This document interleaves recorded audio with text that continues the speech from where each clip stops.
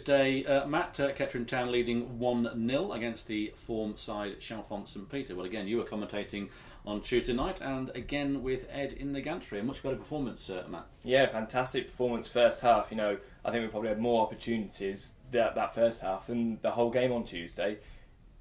We're lucky not to be in 2-0 up, 3-0 up maybe. You know, the amount of opportunities we got, the keepers. Well, their keeper's really working hard today, isn't he? Well, I don't know how to pronounce it. The Missingart, I think I should call him, has made 3 very good saves. One from Elliot Sandy, where he fingertipped it round for a corner.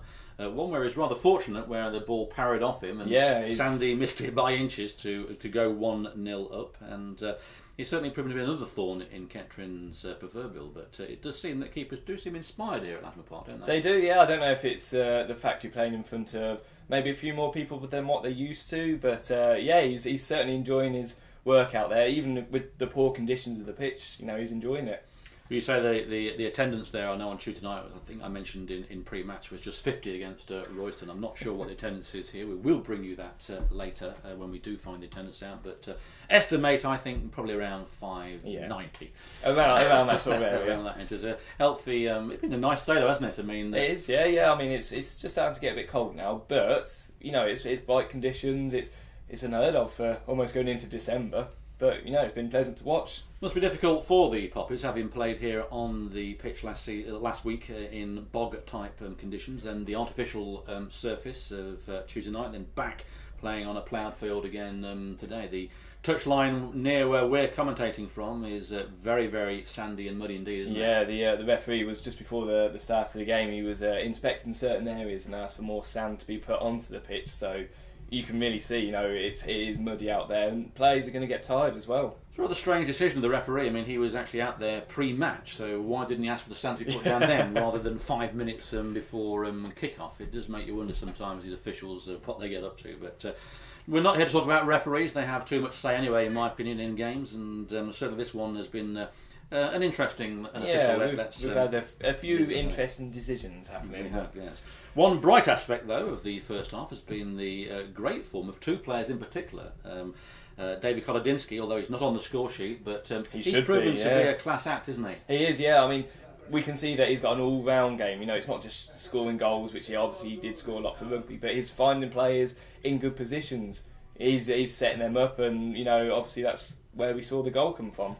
Yes, it was a wonderful sort of chest down or lay back by Colo there at the near post, and Brett did smash that ball in from close range to score his 6th goal of the season. Obviously, the light switching incident on Thursday has propelled him into being a superstar, and we hope to bring you that goal at full time and when we do our post-match show. So you'll be able to see that goal and any more Kettering goals that come along. And certainly Kolodinsky has hit the bar. He's had a great overhead kick, wouldn't he? Again, over the bar, but and his movement, all-round movement, seems fantastic. He just seems to, you know, if there's 2 players trying to mark him, he actually manages to get away from them, and he's done really well with that. You know, he's getting onto the width as well, onto the wing, supplying some good crosses. You know, we've seen a couple of good crosses to Elliot Sandy, who's, you know, the target man who you want to get these crosses to, in the air or on the ground. But yeah, his all-round game is fantastic to see, and as you said, he's playing really well today. The other player in particular that, for me anyway, has been outstanding in his first half has been young Claudio Hoban. I mean, some of the runs, I counted he beat 6 players, and he then forced the goalkeeper into a great save from Sandy. You know, and he's running at these players in these conditions. I mean, it's not nice out there. I mean, we've all played as kids on muddy pitches, believe me, but that out there looks very heavy, doesn't it, man? Yeah, to be running, you know, as you say, on these muds, it's really difficult to be able to turn really, you know, quickly. You've got to have it planned out where you're going, and, you know, Hoban's I think he's enjoying this game, isn't he? I think they all are, really. I mean, without being too hypercritical, I'd say the only player that isn't doing himself any justice, and probably because he's been played out wide, probably is Doobie.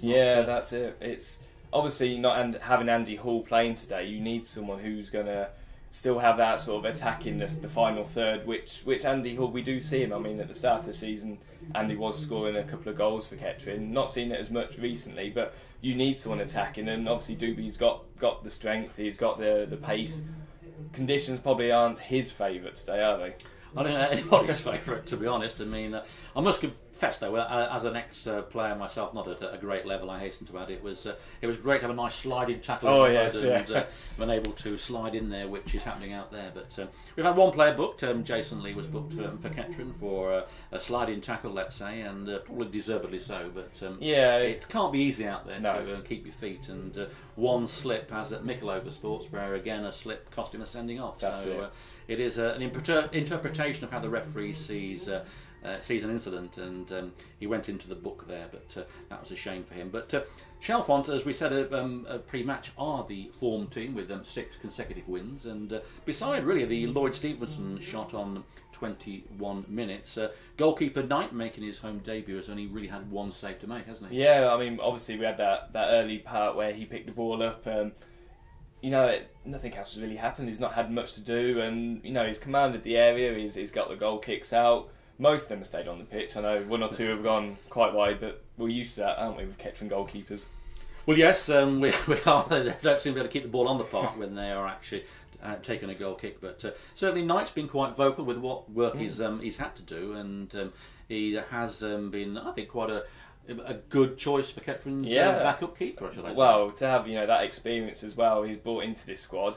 I think it just gave a bit more ease for the centre backs as well. They seem a bit more comfortable on the ball today as well. I mean, Rhett Solcombe's having a really good game all over the pitch, obviously scoring a goal, but also he's getting some chests in just to stop the ball, or good header now and again. Well, on this performance from Brett, I doubt we're able to keep him out of this studio at the end of the game. He's now a highly prized celebrity. No doubt he'll be on that Get Me Out of Here, I'm a Celebrity show that infuriatingly is on TV every year. But don't be surprised if you see Brett Sulkin there eating a few worms and things at the Bush Tucker Challenge, whatever all that's about. Well, there's probably quite a few worms out on that pitch at the moment, isn't there? Well, you never know. There well could be. But yes, so 1-0 to Kettering, and a much better performance overall than Tuesday. I didn't see the game, you did obviously, but I asked Ed pre-match, was the pitch the major reason, do you think, that Kettering struggled so early on? And it's really hard to say. I mean,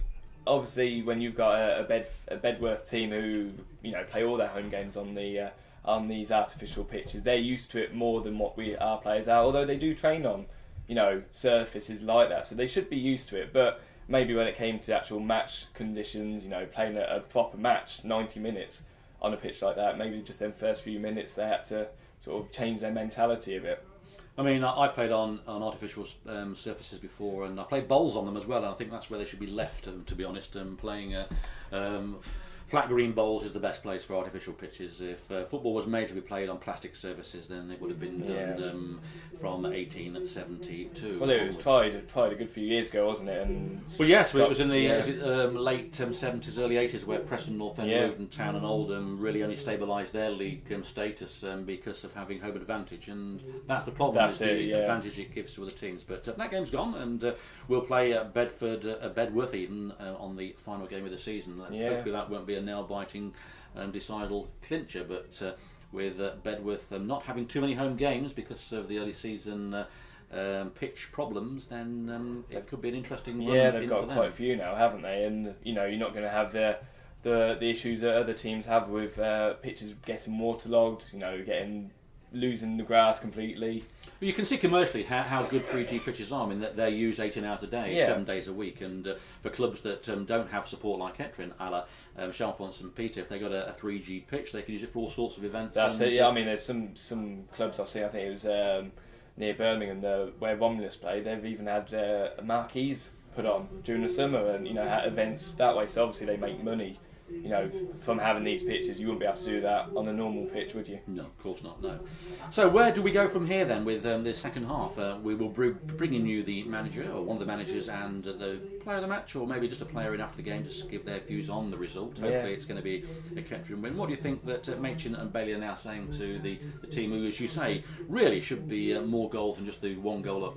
All you can ask them to do is carry on with what they did the first half, apart from actually make sure the ball goes in the back of the net, because we're getting close and we don't want it to suddenly one slip and Chalfont get into the game and make it 1-1, because that's obviously not what we want. That's not how the game's been in the first half.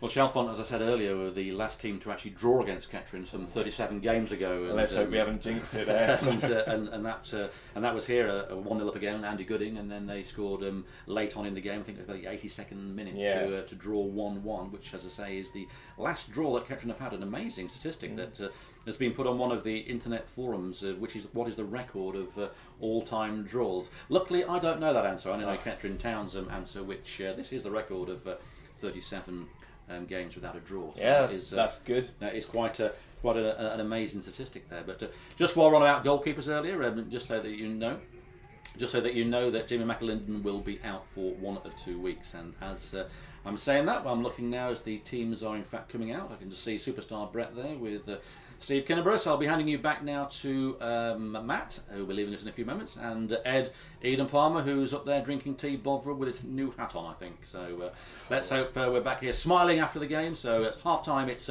Kettering Town 1, Chalfont St Peters 0.